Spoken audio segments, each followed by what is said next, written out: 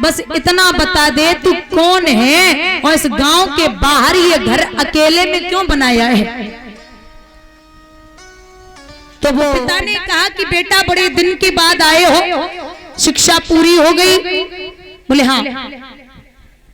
जवाब दिया कि आप तो बड़े विद्वान हो गए होंगे? बोले बहुत ज्यादा। फिर एक काम करो। क्या? अरे बस हो गया कथा। जवाब दिया कि आप इतने बड़े विद्वान हो तो आप एक बात बताइए कि पाप के बाप का नाम क्या होता है। पूछा कि आप विद्वान हैं तो ये बताइए पाप के बाप का नाम क्या है।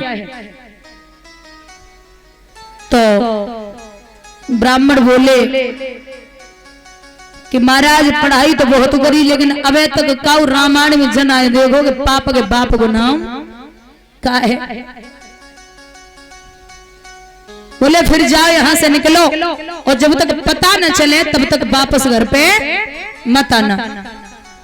अब घर से निकले, गांव गांव कस्बा शहर शहर हर जगह जा रहे, हर जगह पता लगा रहे लेकिन कोई नहीं बता पा रहा है। अंत में एक गांव में पहुंचे तो अलग घर बना हुआ था। वो घर कच्चा था लेकिन सफाई बहुत थी और बाहर तुलसी का पौधा खड़ा था। अच्छा, तुलसी का पौधा जिस घर में हो समझ लेना वो सच्चा भगवान का भक्त है और सच्चा वैष्णव है। क्योंकि जब लंका में हनुमान जी ने प्रवेश किया था तो सब जगह राक्षस हैं, लेकिन विभीषण जी की कुटिया के बाहर तुलसी का पौधा खड़ा, समझ गए थे हनुमान जी ये किसी भक्त का घर है। अब बाहर देखा तो तुलसी खड़ी हुई। ब्राह्मण देवता ने जाए कि प्यास लगी तो पानी मांगो और जवाब दो कोई अंदर है हमें एक गिलास पानी दे दे, मुझे प्यास बढ़ रही है। तक बाहर मैया आई गिलास में पानी लेके और जवाब दो ले ब्राह्मण देवता ये पानी पी लो। अरे ब्राह्मण बोले लाओ देवी, हमें आज 4 दिन है गए, 5 दिन है गए, पाप के बाप का नाम पता नहीं चल रहा है। ला पानी पहले पिलाओ, पानी पियो।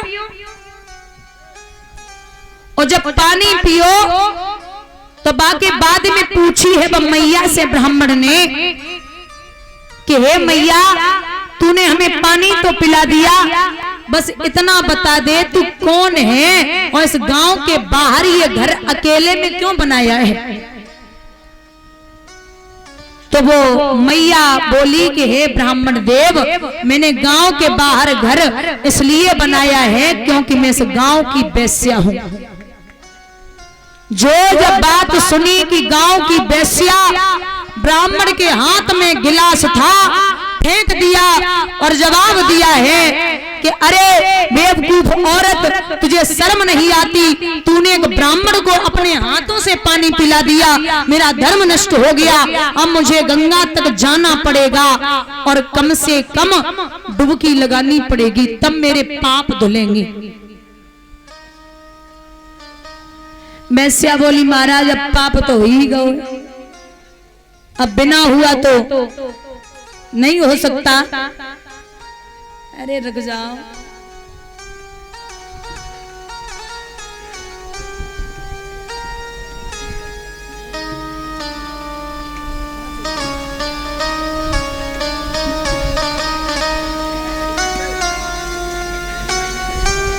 रुको। महाराज ब्राह्मण बोले कि पाप हो गया तो वैश्या ने जवाब दो महाराज अनजाने में हो गया, अब एक काम करो, पाप तो हो ही गया, गंगा तक जाओगे तो आप अंदर आओ, बैठ लो थोड़ी देर, हमारी श्रद्धा है हम आपको 5 असरफी दें और आपका पूजन करें। ब्राह्मण बोले पागल है क्या, मैं तेरे घर में अंदर जाऊंगा, अंदर बैठूंगा, ऐसे पाप नहीं कर सकता। वैश्या बोली महाराज अब पाप तो ही गए, वहां तक भाग के जाओगे, जैसी एक डुबकी वैसी 5 लगाए लियो। मैं आपको 5 असरफी देती हूँ, आप अंदर चलो। बोले ज्यादा श्रद्धा है तो चल। चलते हैं, अंदर पहुंचे। वैश्या बोली महाराज अब पाप तो ही गए, जैसी एक डुबकी वैसी 10 लगा लियो, वहां तक भाग के तो जाओगे। आप एक काम करो, हमारे घर को भोजन कर ले, मैं आपको 10 असरफी दूंगी। ब्राह्मण बोले पागल है क्या? अरे मैं तेरे हाथों से भोजन करूंगा, तेरे घर का भोजन मैं नहीं कर सकता। बोले महाराज श्रद्धा है ना, आप कर लियो, हमारी श्रद्धा है, मान लियो। और पाप तो ही गो बिना बहुत हो ना जे, तो जैसी एक डुबकी वैसी 10 लगा लियो, पाप तो धुल लेंगे। बोले ठीक है। बोले आटा दाल चावल जो भी है लेके आ, मैं खुद अपने हाथों से बनाऊंगा। वैसे बोली कैसी बातें कर रहे हो महाराज, अब पाप तो ही गए, जैसी एक डुबकी वैसी 15 लगा लियो, आप मेरे हाथों से भोजन कर लो। ब्राह्मण बोले बेवकूफ औरत, मैं तेरे हाथों से भोजन करूंगा? अरे मैं जाति का ब्राह्मण और तू जाति की वेश्या, ऐसा कभी हो सकता है? बोले महाराज मान जाइए, मेरी श्रद्धा है, मैं आपको 15 असरफी दूंगी, आप मेरे हाथों से भोजन बना लेने दें।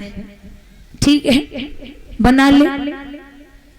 बना के वेश्या भोजन लाई, सामने रख दिया। ब्राह्मण बोले दूर खड़ी हो जा, भोजन को अब हाथ मत लगाना, मैं भोजन कर लूंगा।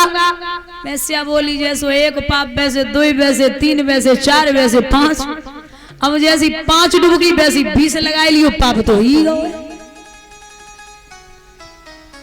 जैसी 5 अब गंगा तक जाओगे, जैसी 5 लगाओगे वैसी 20 लगा लियो, का बिगड़ जाए, पाप तो धुल लेंगे।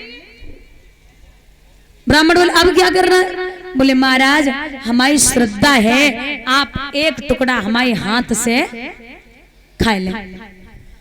ब्राह्मण बोले ये तो पागल हो गई, अरे तेरा दिमाग खराब है क्या? मैं तेरे हाथों से भोजन करूंगा, तू जाति की वेश्या, मैं जाति का ब्राह्मण, इतना बड़ा पाप नहीं कर सकता। वेश्या बोली 20 असरफी दूंगी महाराज, हमारे हाथ से भोजन कर ले। 20 असरफी। ब्राह्मण बोले ज्यादा श्रद्धा है, ज्यादा दिल कर रहे। बोले अरे महाराज हमारी श्रद्धा ही श्रद्धा है, आपको मैं 20 असरफी दूंगी, आप सिर्फ एक टुकड़ा मेरे हाथ से मुख में डाल ले। ठीक है।